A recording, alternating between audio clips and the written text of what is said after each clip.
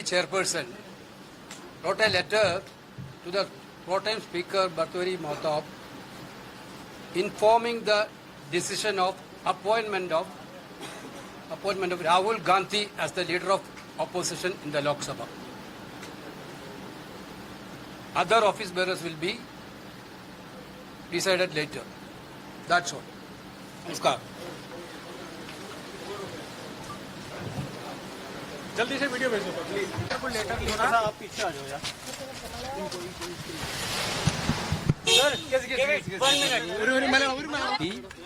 രാഹുൽ ഗാന്ധിയെ ലോക്സഭയിലെ പ്രതിപക്ഷ നേതാവാക്കി നിയമിച്ചുകൊണ്ടുള്ള കത്ത് പ്രോടൈം സ്പീക്കർ ഭർത്തൃഹരി മഹ്താബിന് എത്തിച്ചു കൊടുത്തിട്ടുണ്ട്.